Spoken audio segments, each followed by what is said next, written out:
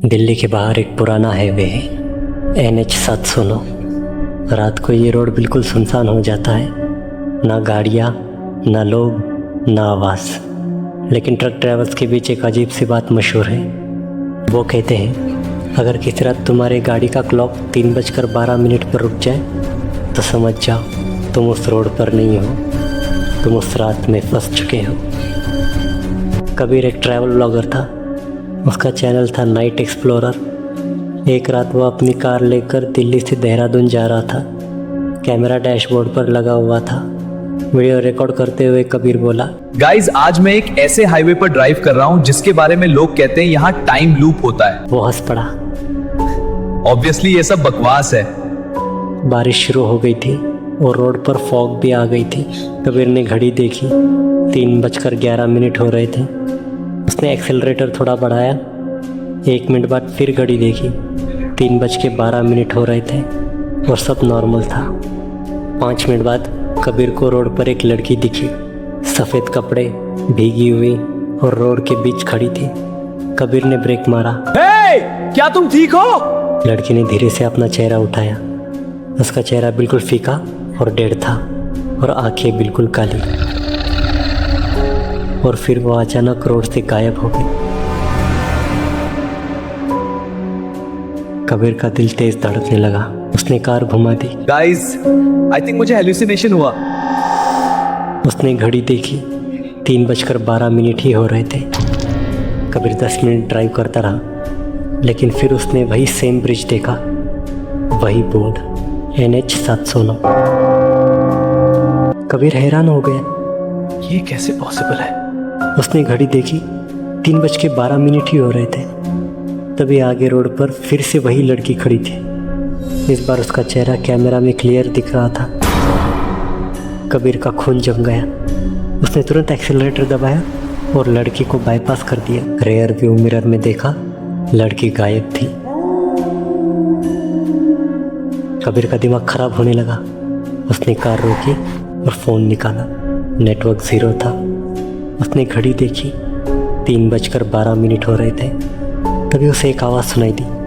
Car के पीछे से किसी के नाखून मेटल पर घिसने की आवाज़ थी। कबीर धीरे से रियर व्यू मिरर में देखा और उसकी सांस रुक गई। वही लड़की कार की डिक्की पर बैठी थी।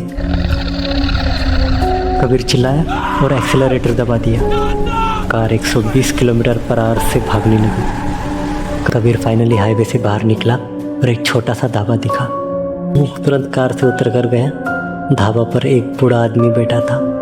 कबीर पैनिक में बोला, चाचा प्लीज मुझे हेल्प चाहिए, मैं शायद किसी टाइम लूप में फंस गया हूँ। बूढ़े चाचा ने उसे घूर कर देखा, फिर धीरे से बोला, घड़ी क्या टाइम दिखा रही है? कबीर ने फोन देखा, 3:12 हो रहे थे। बूढ़े आदमी का चेहरा सफेद पड़ गया। उसने धीरे से कहा, बेटा तुम्हें सच बताऊं? कबीर ने घबरा कर हाँ में सिर हिला दिया। बूढ़ा बोला, ये टाइम लूप नहीं है। कबीर का दिल रुक सा गया। मतलब? बूढ़े चाचा ने धीरे से बोला, ये वो वक्त है जब तुम्हारी मौत हुई थी। कबीर शॉक हो गया। क्या मेरी मौत? बूढ़े चाचा ने हाईवे की तरफ इशारा किया। 5 साल पहले इसी रोड पर एक एक्सीडेंट हुआ था। एक लड़का कार चला रहा था और एक लड़की को टक्कर मार दी। दोनों की वही डेथ हो गई। कबीर की सांस रुक गई। फिर क्या हुआ?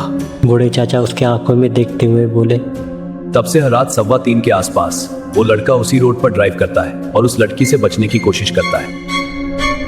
कबीर का दिमाग घूम गया। लेकिन वो लड़का कौन था? बूढ़े चाचा धीरे से उसकी कार की तरफ देखकर बोले, तुम। कबीर ने डर के मारे अपनी कार की तरफ देखा। कार के विंडशील्ड पर एक ओल्ड न्यूज़पेपर क्लिपिंग चिपकी हुई थी। हेडलाइन थी, young blogger dies in midnight highway accident. Photo में जो लड़का था वो कबीर ही था। उस फोटो के पीछे रेयर सीट पर वही लड़की बैठी हुई थी। इस बार वो कैमरा की तरफ देखकर धीरे से मुस्कुराई और फुसफुसाई, लूप तब तक खत्म नहीं होगा जब तक तुम मुझे फिर से नहीं मार देते।